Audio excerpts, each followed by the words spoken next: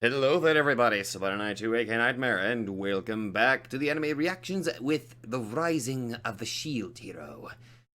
Literally the first episode, about an hour length, kinda puts me in the mind of Fate Zero, so automatically off to a pretty good start right there. So, where do we begin on this one? It had a very interesting start, to say the least. Four heroes summoned to a world: the spear hero, the sword hero, the bow hero, and our main character, the shield hero. All from different worlds, or alternate Japans, I believe that's how they put it. And one thing that was kind of brought up, it's something that I really should have it really should have clicked in my head whenever it happened. But whenever it went to discussing, actually just kind of showing how each of the respective heroes acted, it's something that I really should have kind of clicked in on. Like, for one, the spear hero is pretty much kind of I guess his character is based on a whole harem sort of hero, while the sword hero is more of the loner type architect, and the bow hero, which is, actually, what the hell was the bow hero? One of the comments kind of pointed this out, I think. Holy shit, I might be wrong on this one. Maybe it was in the Discord. Whatever. But it's interesting seeing they're all different archetypes of different main heroes.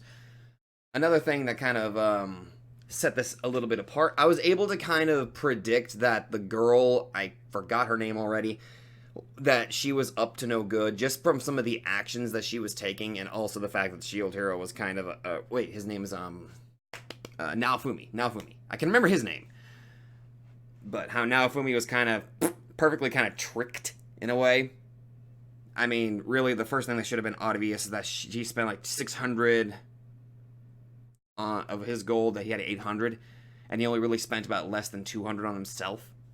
That should have been kind of an obvious sort of thing, or an obvious tell. Or her just trying to get him drunk. But, yeah. Interesting start off. The main hero is now negatively viewed among the entire kingdom of sorts in this world that's established. So that's an interesting start. He's basically starting at the bottom right now. I mean, on top of being the shield hero, good defenses but pitiful attack power. But interesting. With the first episode, I was that got me interested. Got me interested. So I'm also a little bit more interested in learning how some more of the game mechanics work. Now, if the show explains, if the show explains it in later episodes, then I will gladly wait until those episodes come up, so that way I can kind of get this information myself. Well, I think this goes without saying, no spoilers in the comments. I'm pretty sure that there were no spoilers in the comments of the first episode, so if there was, I might not have seen them. But thank you guys very much for not spoiling anything. I really appreciate that. I really do. And also, it seems like you guys are okay with the pausing. Again, thank you. That's just kind of how I do things. And if I do end up going back a couple of minutes or so just to kind of re-see some information, again, thank you for tolerating that. I really appreciate that. Now, our first episode literally ended with him going to what I assume is a slave trader. I think that's how he put it. And he mentioned something about a curse, I think. I think how he described it, the curse bounds the slave to the owner. So I'm kind of curious how that's going to go. And it ended on this girl in a cage, which I'm assuming is the same girl from the ending/opening theme that played. So I'm kind of curious to see how she plays into the narrative. Oh, by the way, I've only listened to the song, because I know openings can have a lot of spoilers and stuff like that. So I've been listening to the song. Sounds pretty damn good. and kind of avoiding the opening itself, like the visuals. That way I don't get too spoiled. So when the opening comes up, I'm just gonna just take my time and enjoy it rather than try to look too much into the details. If I mean, at least that's what I'm gonna do. Anyway, long talk. I spent too much time talking as it is. Let's get started. I see what you did there. I see what you did there. Okay. So, summarizing episode 2. Recruits a little girl named Raftalia, a demi-human who happens to be a half raccoon. Hmm. Interesting choice. I'm not gonna judge. It's different. Hmm. And learn the ins and outs of how the slave system works. And also, because they formed a pact that gets shared experience. But I did notice that she gets more experience than him. I think that's probably because she's the one that lands the killing blow. At least that's what I think. That, or maybe it's because she's lower level, maybe? Maybe the higher level you get, the less experience you get. I don't know. But I'm going to assume it's because she lands the killing blow that she gets more experience. It's interesting. It had me a tiny bit worried at the beginning how he was just kind of being rough, but then it started like after that it finally started being a little bit more, oh, this is actually just a little bit heartwarming. And then I think that ending theme right there just kind of solidified kind of what I could be expecting from this show, which, you know what, that's pretty good. I think I can get behind that. And learned a little bit that she was orphaned because of the first catastrophe. I think that's what it's called, the first catastrophe. So, hmm. She did have a family killed by a freaking hellhound, so she's got a natural fear of multi headed dogs, or maybe just dogs in general, which, you know what? I think that would. I feel like that might actually play a bit of a further part throughout this, especially if there's a chance that we might come across the very dog that murdered her parents. Which I can already kind of see that heading downhill if she, you know, has a bit of a PTSD flashback. Interesting, interesting. It was also pretty good being able to see how his shield, like, it's a very good multi-purpose tool. So I'm kind of wondering how the other heroes' weapons function. Do they have similar abilities like that? I'm going to assume, possibly. Or is this one of those abilities that can be kind of exclusive to the shield hero? As a kind of, uh, benefit for not being able to actually attack in comparison to the bow, sword, and spear heroes. Because they can actively attack, he can only defend. As well as being able to see him summon shields to protect her from a distance, that's pretty good. That sounds like a very good ability to have.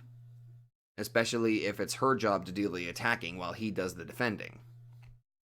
It seems like that damage, okay, I wouldn't say it's damage notification, but pain nullifier does seem to have a limit. So I'm assuming that higher level enemies still deal a large amount of damage, just kind of reduced in comparison to people that don't have this shield ability. All right. That's just kind of what I'm assuming right now. So, okay. It's reeling me in, it's catching me, it's making me want to watch more. And what was her name? Raftalia. I think I'm gonna like. I don't know. I'm not entirely sure what this story has planned, but that ending theme makes it seem like a good focus is supposed to be the relationship between Naofumi and Raftalia. Which I think I'm okay with that. I mean, it's. I don't know.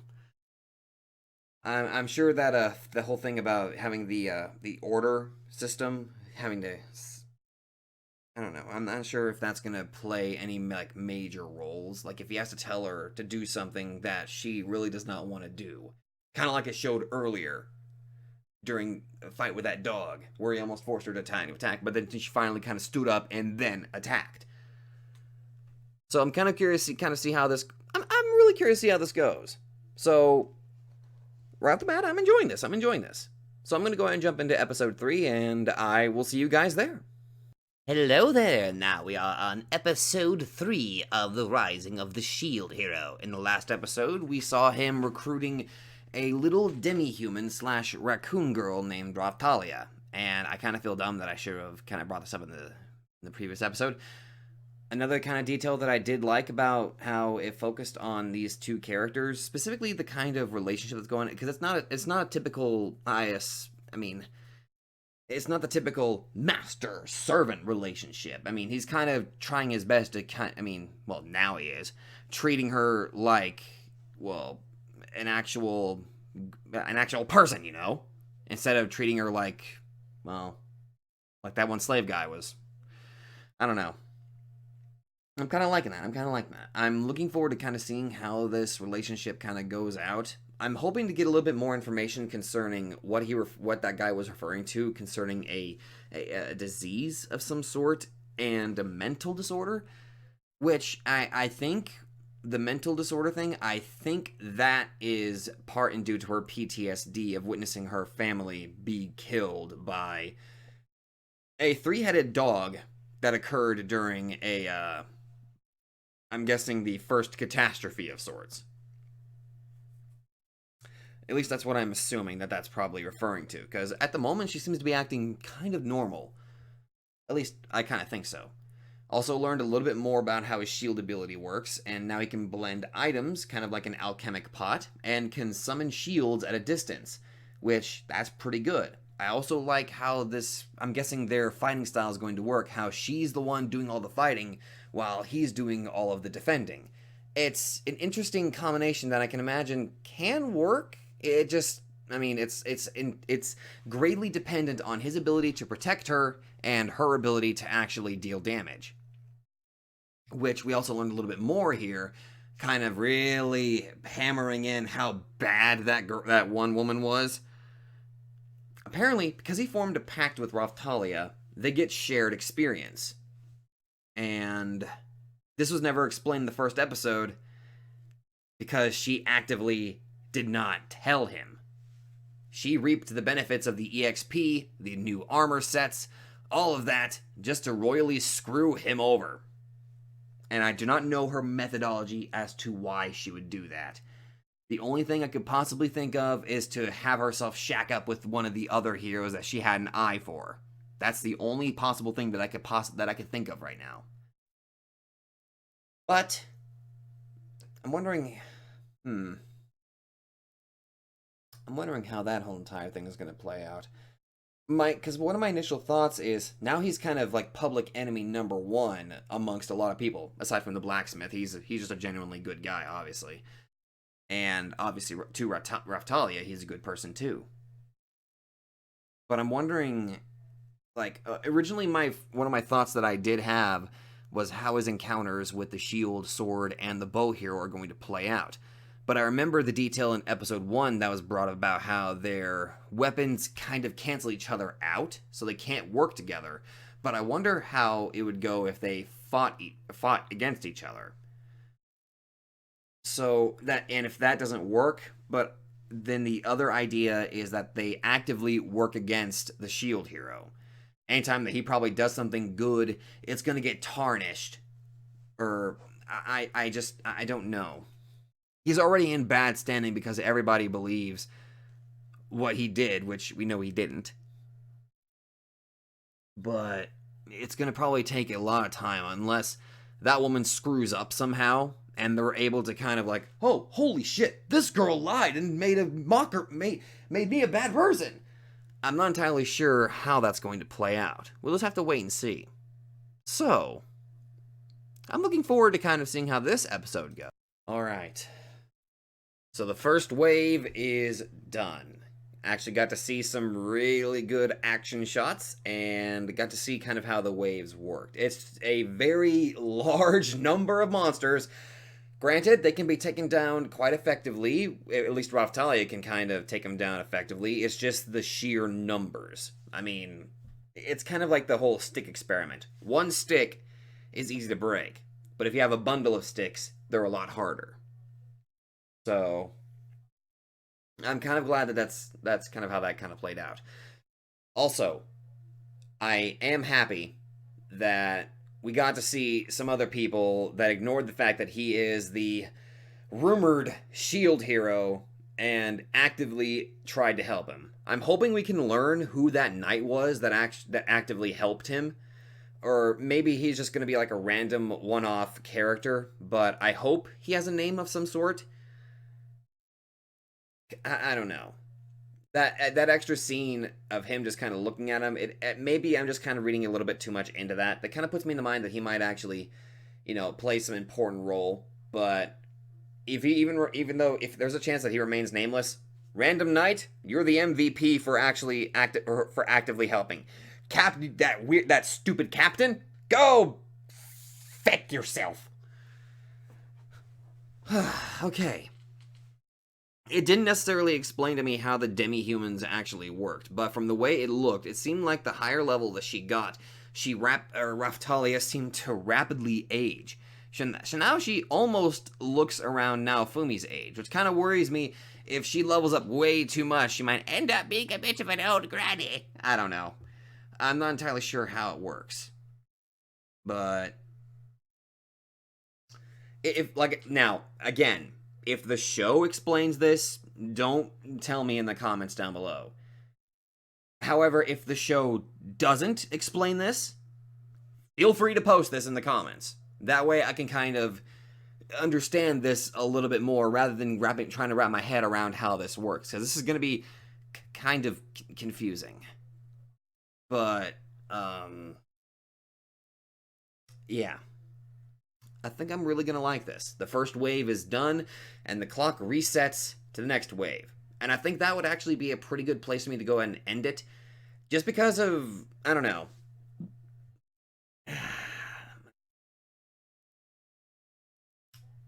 I think that right there just seems like a good place to end it for this week. I will say, I am really, really enjoying this. Even if there were a couple of times where I got a little heated, but that's just because of that pink-haired woman, and then there's just the spear hero and the sword hero and the bow hero. I mean,